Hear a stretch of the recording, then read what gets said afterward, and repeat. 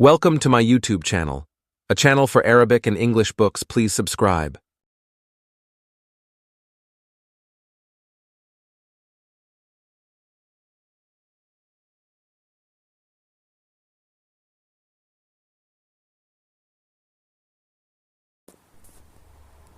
Chapter of The Mountain is You.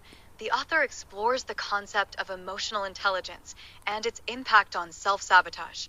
By gaining a better understanding and interpretation of our emotions, we can greatly improve our emotional intelligence and enhance our ability to navigate through life. The book also sheds light on how our brains have a tendency to resist what we truly desire, resulting in a never-ending cycle of constantly wanting more instead of finding contentment. Rather than relying on sudden epiphany moments, the author emphasizes the significance of making small, consistent shifts in our behavior and thinking in order to create lasting change and personal growth. The chapter concludes by stressing the importance of challenging faulty thought patterns that give rise to anxiety and hinder our success. By developing our emotional intelligence and reshaping our mindset, we are able to overcome self-destructive behaviors and ultimately achieve personal growth and fulfillment. Key takeaway: self-sabotage is a result of low emotional intelligence, which can be improved through understanding and interpreting our emotions. Chapter 4 of The Mountain is You explores the connection between self-sabotage and low emotional intelligence. The author asserts that in order to move forward in a positive and effective manner, it is essential to comprehend and interpret our emotions. This understanding enables us to make wiser choices and steer clear of self-sabotaging behaviors. The author underscores the significance of emotional intelligence when confronting overwhelming sensations that may leave us feeling lost. By learning to decipher our emotions and discern their messages about our lives, we can enhance our emotional intelligence and diminish self-sabotage. This example reinforces the central idea that self-sabotage stems from low emotional intelligence and highlights the crucial role emotional intelligence plays in personal growth and success. Key takeaway: our brains are wired to resist what we want, and the pursuit of goals often leads to wanting more instead of contentment. The book, The Mountain is You, sheds light on the fact that our brains have a tendency to resist our desires. The author explains that when we envision reaching our goals, we often anticipate that it will bring us happiness and fulfillment. However, studies in neuroscience demonstrate that once we attain what we long for, our brains push us to desire more. This occurrence, fueled by the neurotransmitter dopamine, creates a never-ending cycle of always striving for more without ever attaining genuine contentment. This example underscores the notion that our brains are programmed to resist our desires, and the pursuit of our goals frequently leads to a perpetual desire for more rather than genuine satisfaction. It emphasizes the necessity of comprehending the workings of our brains and managing our expectations in order to discover genuine fulfillment. Key takeaway: change and growth happen through small, consistent shifts in behavior and thinking, not through sudden breakthrough moments. The Mountain is You emphasizes the idea that change and growth are achieved through small, consistent shifts in both behavior and thinking. The author explains that it is not the big, breakthrough moments that truly transform our lives, but rather the ongoing process of making small, incremental changes over time. They argue that epiphanies and radical moments of action do not lead to lasting, meaningful change, but rather it is the restructuring of our habits and behaviors that bring about long-lasting transformation.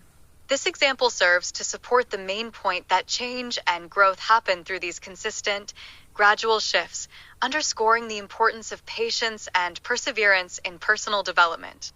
In this section of the book, The Mountain is You, the author explores the process of releasing the past and embracing personal growth and transformation. The author recognizes the challenges we face in letting go, as we often resist change and hold on to unresolved emotions. However, the book suggests that by taking small steps towards building a new life and trying new experiences, we can gradually learn to let go and heal. The chapter also emphasizes the significance of creating a safe environment in areas where we have experienced trauma. It encourages us to allow ourselves to feel and release our emotions in a healthy manner. By acknowledging and processing our emotions, we can reestablish a sense of safety and move towards healing. Overall, This section highlights the powerful impact of letting go of emotional baggage and embracing the process of self-healing. Through these actions, we can create a life that is meaningful and true to ourselves. Key takeaway: releasing the past is a necessary process for growth and evolution, but it can be difficult due to our resistance to change and attachment to unresolved emotions. Learning and practicing the art of releasing our past is a vital process, according to the author. They highlight the significance of letting go of unresolved emotions and baggage from our past, as these hinder our ability to change and grow.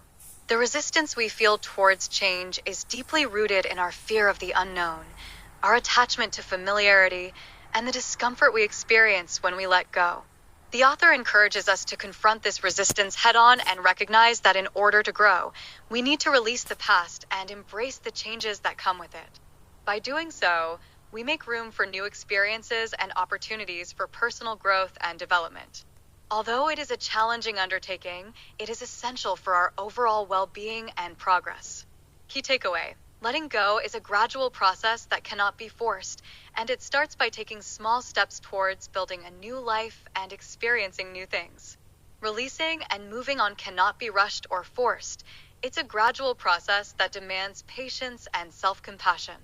The author emphasizes that it commences by taking small strides towards constructing a new life and immersing oneself in new experiences. Rather than occurring overnight or through sheer determination, it necessitates actively reconstructing and reinventing oneself by engaging in activities and pursuits that bring joy and fulfillment. This gradual change allows one to disassociate from the past and discover fresh sources of happiness and purpose.